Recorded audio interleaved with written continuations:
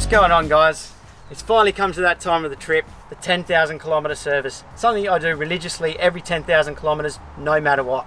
So I'm going to run you today through step-by-step procedure on how I actually do the service and what's involved. We're definitely keen on making these kind of videos, so if you enjoyed this video, please give us a like and a subscribe, and we'll definitely keep them coming out. So we're going to jump straight into it today. We'll start over here with what we use. So we got the oil filter, air filter, 2 fuel filters. You got your ratchet there and the 2 sockets required for the fuel filter and the sump plug there. We go with Penrite HPR Diesel 15 from Super Cheap Auto or Autobarn. They're also available widely, so you can probably get them in a lot of places. Obviously, we got some black gloves to keep nice and clean because it does get a bit oily. We got our oil filter removal tool there. We got the oil funnel there to put the oil in after, and also we got the drip tray, and of course you will need a rag. In this case I've got Megan's old jumper. So we'll jump straight over to the front and we'll get started. Let's go. Alrighty guys, we're going to start with removing the old engine oil first. So first things first, undo the oil cap here on the rocker cover and just place it nicely there, and that allows for the oil to drain a lot quicker and easier from underneath on the sump. So we'll jump under and we'll get the bolt off from the sump to allow the oil to be drained. Alrighty guys, we're going to go ahead and undo this sump plug here. It's a 14mm on the 1HZ. So every time I do this, I drop the plug every time. So hopefully we get lucky for the camera. So yep, looking good. There you go, nice and easy. Straight into the drip tray. And it's as simple as that. So that'll empty the oil, and while that's happening, we'll jump back under the bonnet and we'll get onto the air filter and fuel filters. So we're up here under the bonnet and we're going to remove the oil filter. So before you do move the oil filters in the 1HZs, make sure you nicely place your rag underneath it, because when you do undo it, a bit of oil does drop. I'm going to be extra careful here so I don't drop any oil. Alright, so you just undo your oil filter. You can normally undo them by hand, otherwise you do use the oil filter removal tool. I've always just used by hand. There goes my glove. Undo that nice and slowly, and that's coming off nice and easily, and there it is. So we're going to go ahead and replace that straight away. So we got the new oil filter here. It's the Ryco Z334 for the 1HZ. So you just take it out like that. You got your plastic on top. We'll remove that straight away. And what I normally do is I'll just grab a bit of oil off the old one, get it on your finger, and just get some on the new seal so it doesn't seize up over time when you screw the new one on.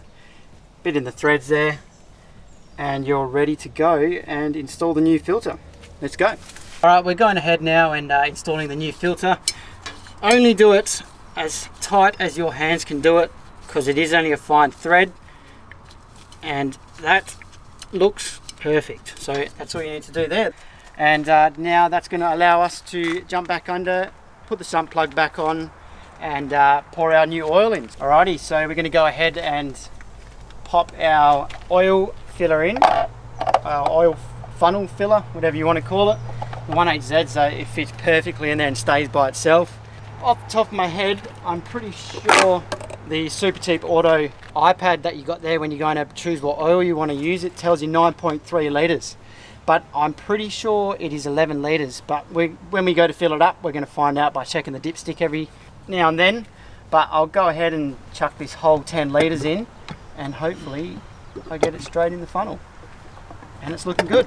Alright, so we're going to go ahead and check the dipstick. I've put the full 10 litres in there from the 10 litre tub, and it's actually looking spot on there. So we're not going to go ahead and put the extra 1 litre in. So that's that done. Dipstick back in, oil cap on, and we're going to change the oil filter and the air filter, which is nice and simple. So we'll get over there and start doing it. Alrighty guys, we're going to go ahead and install our new A340 air filter. So it's pretty simple.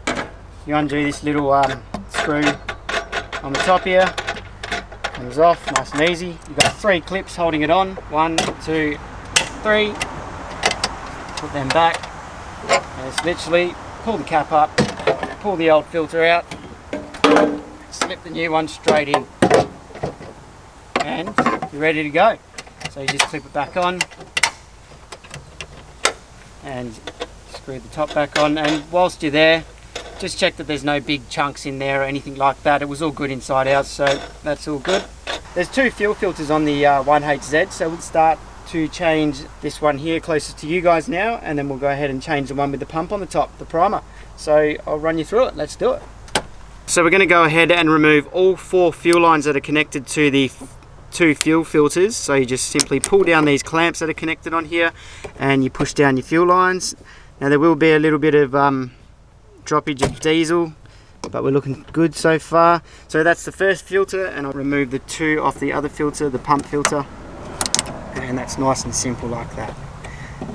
Now if you haven't done these for a while, the fuel lines will be a bit seized on there, so just get a nice little flat head and push them down and they should come off nice and easy.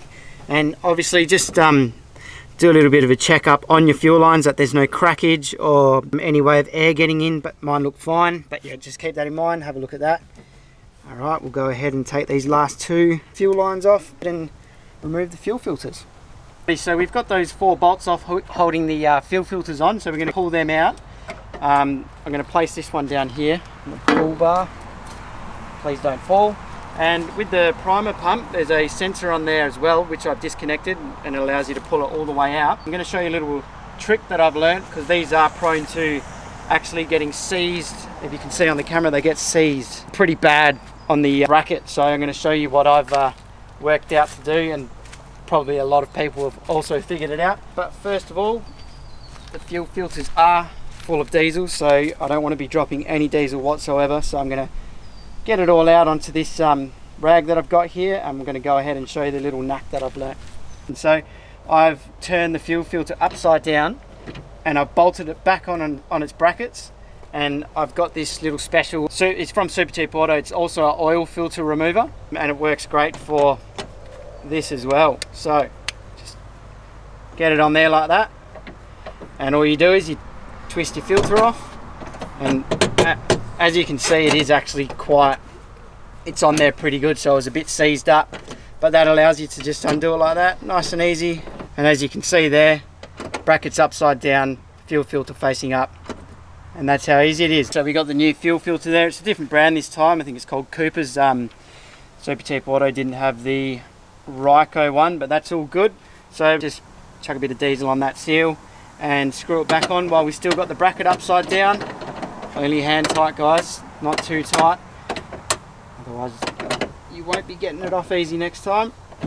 And it also comes with a new O-ring, which will go and replace the old one on this sensor there. So I'll change that now and install it back on the fuel filter. Alrighty, we're going to change our second fuel filter now. It's a smaller one. It's a R250-90P, if you need to know. I'm also going to put all these part numbers down in the description to help you out there. So there's a bit more involved with this one, so we'll open the box up. So that's what it looks like there. Simple little filter, and it comes with these 3 rubber seals there. Alright, so what we're going to do is we're going to go ahead and undo this filter, hold it upside down and just undo it there. I've actually already undone it with the ratchet, so it's nice and simple. Undo that like so, pull that off, and there's a spring in here. There's the old filter there, doesn't look too bad either. Pull that off. That's what it looks like apart. So I'll just run you through what we got here. We got the washer, bolt, spring, and the 4 new seals here. So we'll start with the big seal first. We'll just pop it on there onto the top of the bracket. That seals in. Turn this over, and what we'll do is this smaller seal goes over the bolt like so, and we'll push that right down to the bottom like that. Push it in through the bottom of the filter. It's nice and sealed up there, and then put the washer on, and then your spring. Nice and easy. And now we'll go for the filter. The filter actually requires 2 seals, these 2 smaller ones. Just pop that there like so on there. We'll call that the bottom of the filter, and just slide it over, get it in there. So we've slid that on, got your seals in there. Just double check everything that you do so you get it right. Grab your last seal, pop it on the top there, and then you grab your top bracket and you put it on like that. It takes a bit of force because it's spring loaded in there, and you just get it in there and start screwing it on. And that is on. So I'll go over here, grab the ratchet, it's a 14mm, and I'll start tightening it up. And it's as easy as that.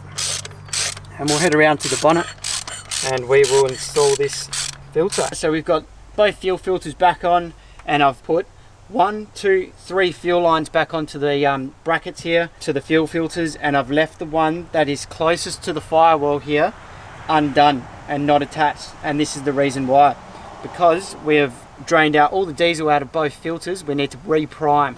So we just push this primer up here until we see diesel come out, the one that I've left the fuel line out of. But it can take a while sometimes, and I can hear the diesel coming through. There it is, it's actually coming through now, so that works perfectly. Put that fuel line back on and the car should start straight up. That should be pretty much it. I'm just going to run you through a few little things that you should check while you're doing this service.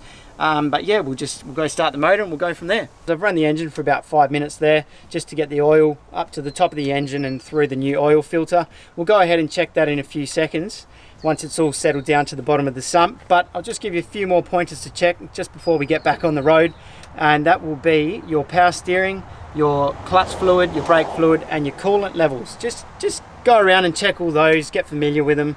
Ours are looking all good, so that's okay. And check around the whole engine bay, just look around, fiddle with things, because you never know, you might just touch something that's loose and shouldn't be loose. And also I'm going to go and grease my leaf spring shackles and all my steering components, and when I'm under the engine there, I'm also going to check all the bolts on the steering components are all tight, and I'm going to check the bushes, and everything should be alright, because I do check that frequently. So yeah, check this dipstick now, and it should be alright. It is a tiny bit low, so I'm going to add a little bit more oil and just keep checking that dipstick, and we'll be ready to hit the road. We're going to head off to Super Cheap Auto now and drop the old oil off. So that's a little good service they offer there at Super Cheap, so you can drop your old oil off and they get rid of it for you. That's the best way to do it, guys. And one last thing, this is just general advice. It's something I've done over the years to all my cars. I hope I can give you some value here, and you can maybe go ahead and try and service your car yourself. Thanks for watching, and don't forget to like and subscribe. We'll see you on the next video.